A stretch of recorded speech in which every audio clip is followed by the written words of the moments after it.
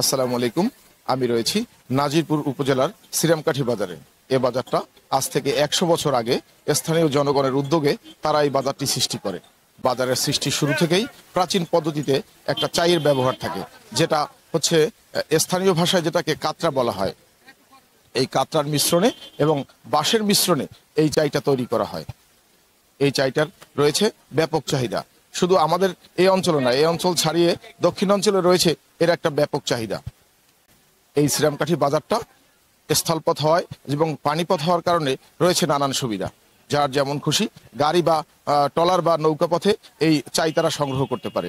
বিভিন্ন জেলা থেকে ক্রেতারা এসে তারা দেখে শুনে তাদের চাই তারা সংগ্রহ করে। এই চাইগুলো ২৫০০ থেকে ৩০০০ টাকায় কুড়ি হিসাবে, মানে ২০ পিস তারা বিক্রি করে। যে যেমন খুশি বিভিন্ন জায়গায় নিয়ে বিভিন্ন দামে বিক্রি করে। কিন্তু দুঃখের বিষয়টা হলো যে আগে যে কাতরার মিশ্রণে এই চাইটা তৈরি করা হতো, কিন্তু এখন চিকের মিশ্রণে এইটা তৈরি করা হয়। যার জন্য এই যে সোবরা থেকে, নারকেলের সোবরা থেকে যে কাতরাটা তৈরি করা হয়, এটা এখন বিলুপ্তির পথে। আমি এখন কথা বলার চেষ্টা করব একজন চাই বিক্রেতার সাথে। কি নাম আপনার? দীপঙ্কর হালদার। আপনি কি চাই নিয়ে আসছেন বাজারে? হ্যাঁ। কয় খান? ২৪ খান বিক্রি হয়েছে। কত করে বিক্রি করছেন? ২২০০ টাকা করি। তাতে পিচ কত করে বিক্রি হয়েছে?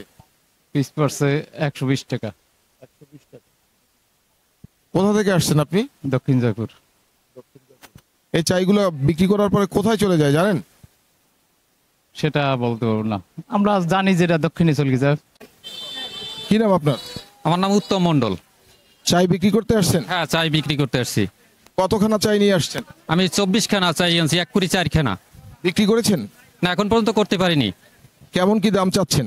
দাম চাচ্ছি ৩২০০-৩৪০০ টাকা, হয়তো ৩০০০ টাকায় বিক্রি হবে আশা আছি আর কি। তাহলে পিচ কত বিক্রি হয়? ১৫০ থেকে ১৬০ এরকম।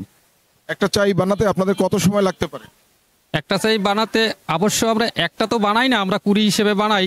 একটা বানাতে মনে করেন কমপক্ষে ৩ থেকে ৪ ঘন্টা সময় হয়।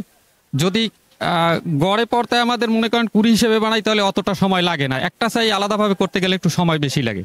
আপনাদের কাছ থেকে যারা পাইকারি মানে ক্রয় করবে, তারা এই চাইটা কত করে নিয়ে বাইরে বিক্রি করবে?